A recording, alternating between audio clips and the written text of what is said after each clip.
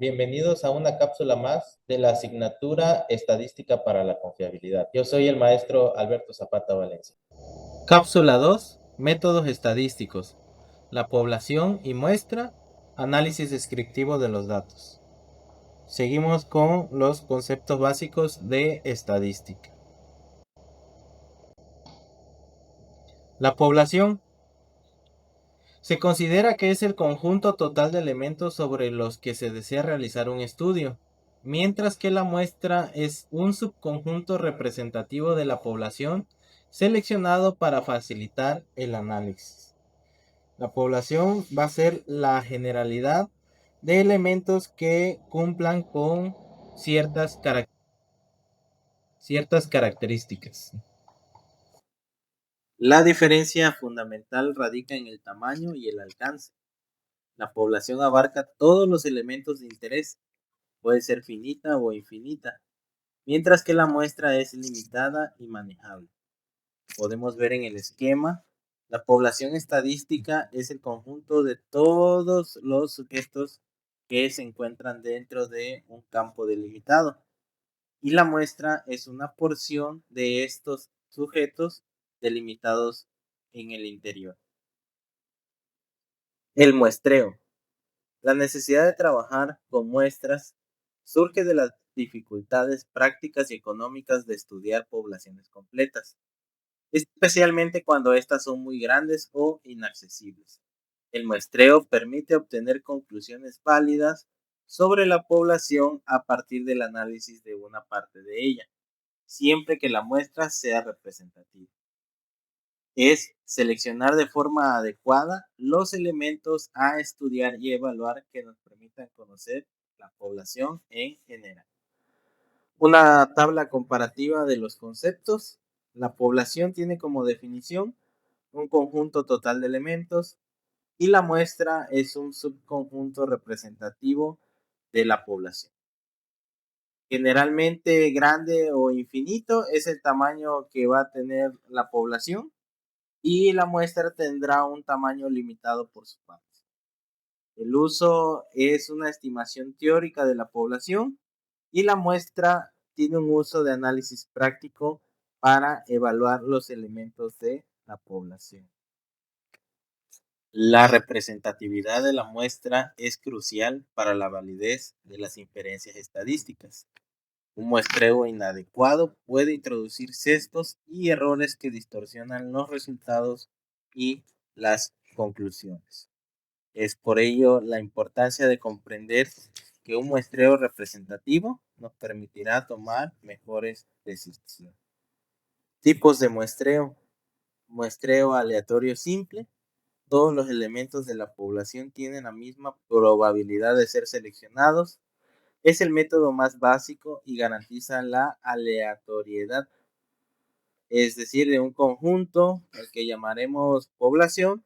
El muestreo aleatorio es tomar elementos de forma aleatoria siguiendo pues ciertas indicaciones que nos permitan garantizar la aleatoriedad, y con esto pues no interferir en la selección de los elementos que conformarán pues la muestra. Muestreo sistemático. Se selecciona cada enésimo elemento de una lista ordenada tras elegir un punto de partida al azar. Muestreo sistemático del conjunto de la población. Seleccionamos un inicio a partir de que se realiza un acomodo de los datos o de los elementos de la población. Comenzamos a tomar elementos. En este caso vemos en la imagen que cada 3 personas se selecciona una, iniciando con la primera. Tomo el primero, cuento 1, 2, 3, selecciono el que sigue y así sucesivamente. Siempre empezando pues en un punto aleatorio. Muestreo estratificado. La población se divide en subgrupos homogéneos o estratos y se toma una muestra aleatoria de cada estrato, asegurando la representación de todos los subgrupos. De una misma población generamos los estratos en este caso elementos de color naranja y elementos de color azul, y a partir de ellos tomamos elementos que conformen nuestra muestra. El muestreo por conglomerados, la población se divide en grupos heterogéneos o conglomerados y se seleccionan algunos de ellos al azar para estudiar todos sus elementos o una muestra de ellos. Como podemos ver de la población original, pues se realizan los conglomerados según las características que tengan y seleccionamos al azar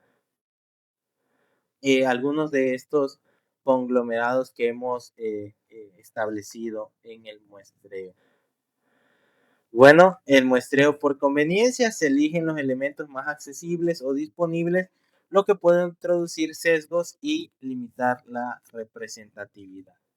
Esto, por ejemplo, vemos diferentes personas y una persona seleccionando porque le conviene seleccionar a esos tres elementos.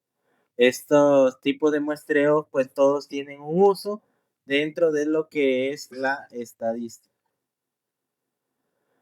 Cada método tiene ventajas y desventajas y la elección depende de los objetivos del estudio, la naturaleza de la población y los recursos disponibles para poder llevar a cabo pues estos estudios estadísticos.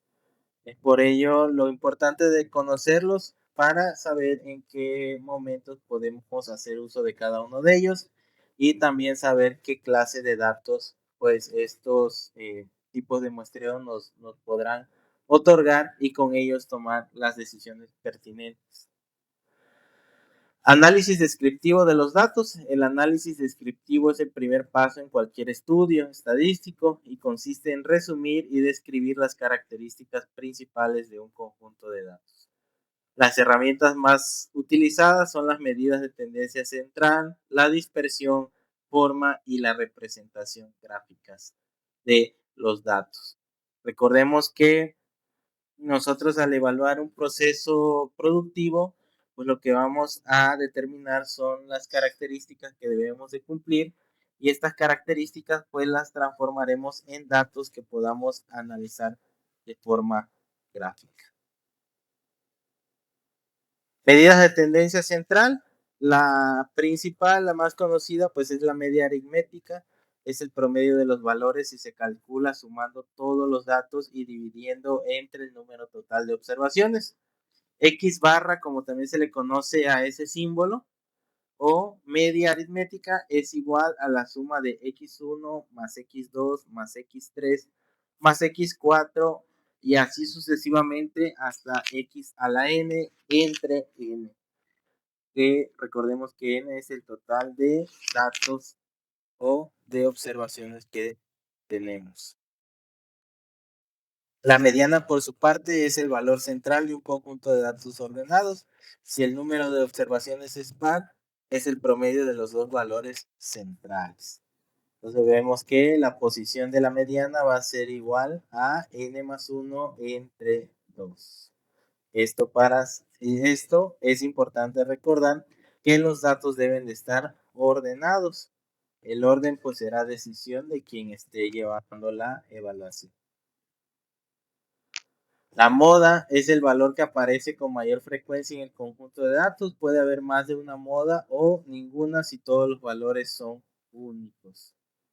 Esta representación gráfica es la cantidad de veces que se repite un valor. Vemos, por ejemplo, los valores representados en azul, en verde, en naranja y en rojo, siendo los valores representados en verde los que tienen una mayor cantidad de frecuencia, por lo tanto se convierten en la moda. Estas medidas permiten identificar el centro de los datos y son fundamentales para comparar diferentes conjuntos. Veíamos en la cápsula previa cómo pues los datos se van aglomerando con respecto a un elemento llamado media. Y pues estas características nos van a decir hacia dónde están yendo los datos que estamos obteniendo. Es con esto que podemos nosotros determinar ciertas características, si la forma en que estamos llevando a cabo el proceso o lo que estamos estudiando realmente está siguiendo un comportamiento normal. Pues por su parte, las medidas de dispersión, principalmente la varianza, que mide la dispersión de los datos respecto a la media y se calcula como el promedio de los cuadrados de las diferencias entre cada valor y la media.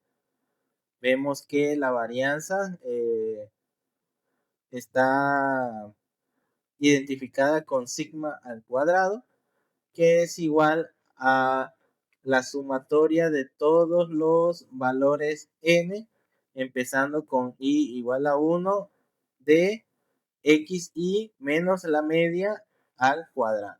Es decir, cada valor que toma x menos la media, que ya vimos cómo se calcula, elevado al cuadrado, y ahí finalmente haciendo la suma de cada uno de estos elementos entre el valor total de los datos. Y con esto obtenemos la varianza.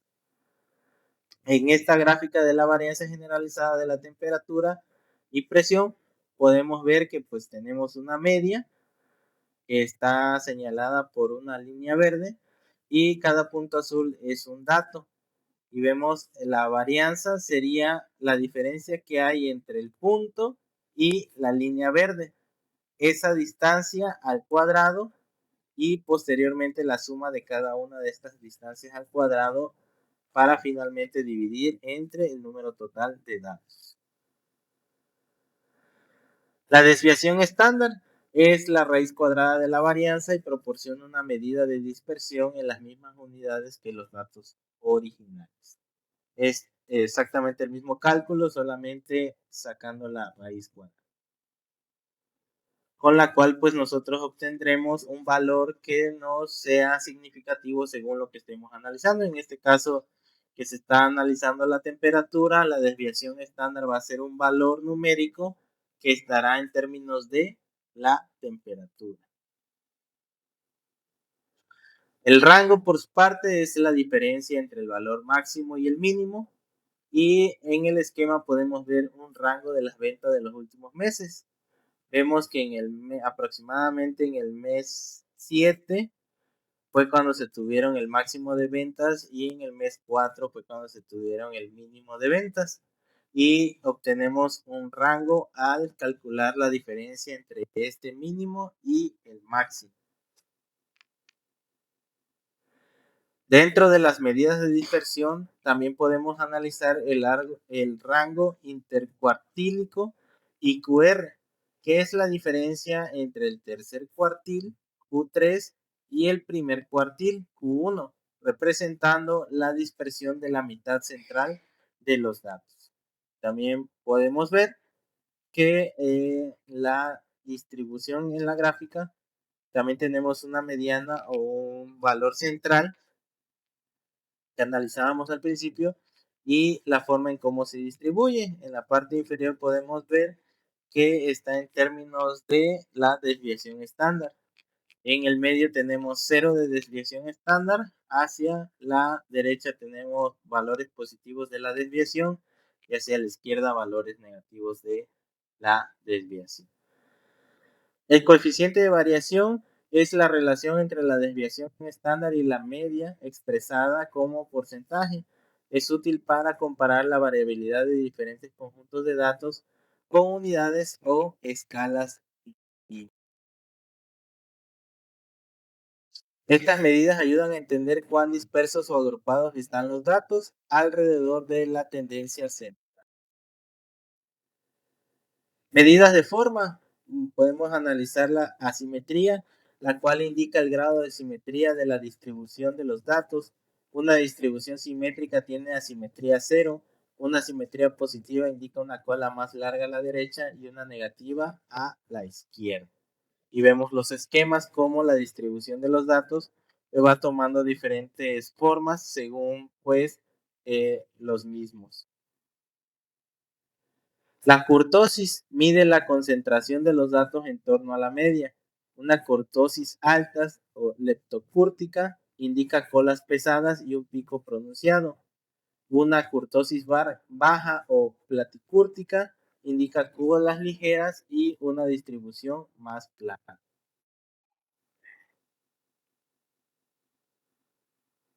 Estas medidas permiten identificar la forma de la distribución y detectar la presencia de valores atípicos o extremos.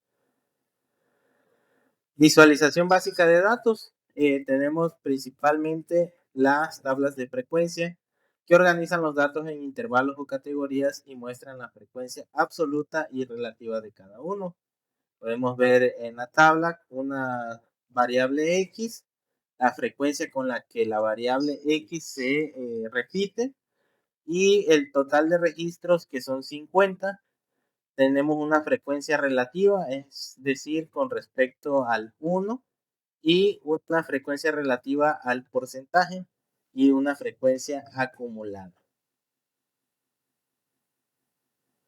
Los histogramas representan la distribución de datos numéricos agrupados en intervalos, permitiendo visualizar la forma, la dispersión y la presencia de valores atípicos. Diagramas de dispersión o scatter plots permiten analizar la relación entre dos variables cuantitativas. En el esquema podemos ver sobre el eje de las X los datos X y sobre el eje de las Y podemos ver los datos Y. Y esto es un diagrama de dispersión. La correcta elección y construcción de estos gráficos es esencial para identificar patrones, anomalías y relaciones en los datos. Con esto concluimos la cápsula 2. Nos vemos en la siguiente.